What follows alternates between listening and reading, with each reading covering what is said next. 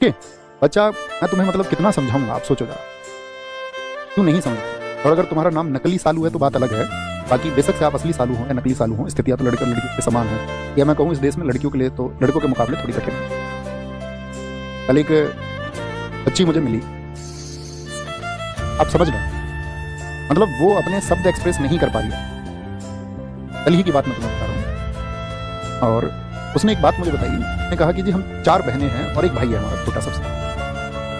पिताजी मेरे ऊपर शादी का दबाव बना रहे हैं और ये कह रहे हैं कि तुम्हें शादी करनी होगी, और ये बात कह के वो रोने लगा। तो मैंने उसका मतलब बताया कि भाई ठीक है, मतलब रोते क्यों, तुम अपनी बात बताओ, बात क्या है। तो उसने कहा कि मैं नौकरी करना चाहती हूँ और टीचिंग एग्जाम्स की वो तैयारी करेंगी, टीचिंग एग्जाम्स, क्योंकि टीचिंग एग्जाम्स के लिए आप जानते हैं यूपी में भर्ती नहीं आ रही है। और उन्होंने कहा यही आखिरी उम्मीद है, मेरी मम्मी एक्सपायर हुई, तो मेरी एक मौसी थी, उनसे मेरा थोड़ा लगाव था, तो उन्होंने कहा था उनसे कि बेटा तुम टीचर बनना, तो मैं वो बनना चाहती हूँ। और बाकी मेरा जो है बाकी सब्जेक्ट्स पर इतना कमांड नहीं है, तो मैंने उसको बताया कि स्कूल वगैरह में पढ़ाना शुरू करो, थोड़ा ट्यूशन पढ़ाना शुरू करो, अपने आप को थोड़ा मजबूत करो, क्योंकि फादर के ऊपर भी, आपके पिताजी के ऊपर भी एक सामाजिक दबाव होगा कि लड़की की शादी करनी चाहिए। और उन्होंने कहा हाँ, हमारे पिताजी ने यही किया सामाजिक दबाव के चलते, और क्योंकि हमारे पास उतने पैसे भी नहीं है, तो बिगर पैसा खर्च करें तो अब तो अच्छे लड़के भी नहीं मिलते, ऐसे लड़के अब क्या कहें तो है कहाँ।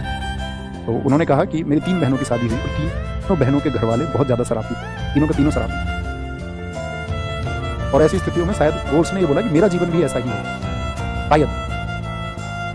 तो आप समझ रहे हैं, अपनी वर्तमान स्थितियों को लेकर के आप अगर विचार नहीं करोगे कि भविष्य में आपका क्या होगा। मैंने कहा ना, आपका भविष्य जो निर्मित होगा वो आज से निर्मित होगा। आपने अपना आज कैसा जिया या आप अपने अतीत को कैसे जीते आ रहे हैं। इसलिए बच्चे बात ना करें। मैं बहुत भावुक हूँ इस बात को लेकर के।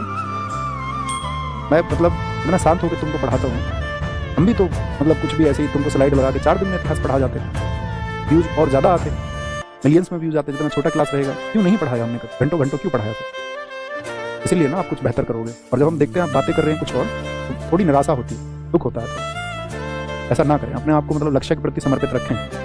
तो चार्ल्स डिकेंस और अलेक्जेंडर हैमिल्टन वो व्यक्ति है पहला